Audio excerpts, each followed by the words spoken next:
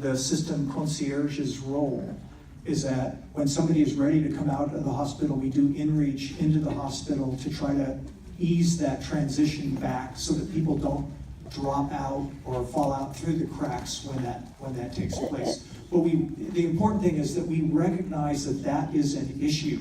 It's an issue between the connections of the different parts of the system that needs to be addressed. And so, we'll address What it. about helping parents help their loved ones get to the hospital in a humane way, where they can be safely taken, where you don't have to call the police, but they can be safely taken? I mean, safely meaning that if they were going to take off, they wouldn't be able to take off because that would be dangerous.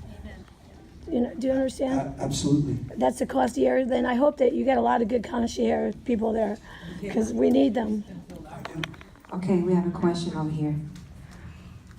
Hello, I'm Catherine Clay. I'm a staff member here and a consumer of mental health for over the past 25 years. So I'm currently and presently still receiving treatment.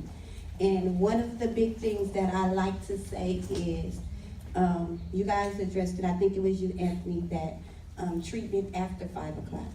Well, my fingers was going because that's the exact thing that I said. Like, a lot of times my diagnosis don't show up until 5:01 on a Friday. And there's nowhere for me to go.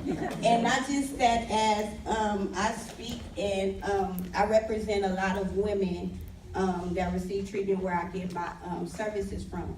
And another thing that I try to get the department to understand is mental health doesn't just mean going in there and seeing my therapist, my psychiatrist. It's also socializing and engagement. Some people don't have that skill to be able to go out and socialize and engage. We were able to do a bucket list at our clinic, and some people never been to the beach, to the zoo, to the Aquarium of the Pacific. Some things that's just real simple. When you talk about family, and I'm an Urban NAMI affiliate, but one thing that I say is, if you ask my mom and my son, how am I doing now? Oh, she's doing great. She's not in a room sad and depressed, but I'm not doing great. So my family can't tell you what I could tell you. So sometimes I just think it's a lot better, or there has to be a part where my family could give input, but they can't make a decision for me because they're not living what I'm living through. And so I think that is very important to let those consumers, when we do have our voice, let us use our voice. Yeah. Because we are telling you about the gaps that we fell in through. My mother could never tell you those things. My son could never tell you those things. They're telling you when they're seeing that they think that I'm well. And so I just think that on the weekends, I come from a clinic where a lot of women have children in foster care system.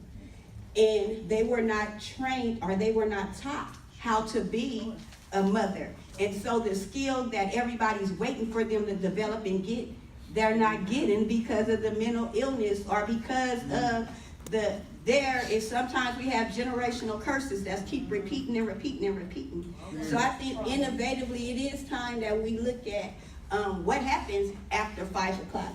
What happens on the weekends? Maybe it's time to look at innovation, and let's do some socializing, engaging activities on the weekend to innovate mental health, and not talk about it, but just let's show, like, this is how you act when you're in the community setting. Because I believe if people knew better, they would do better, and we need the department to assist us.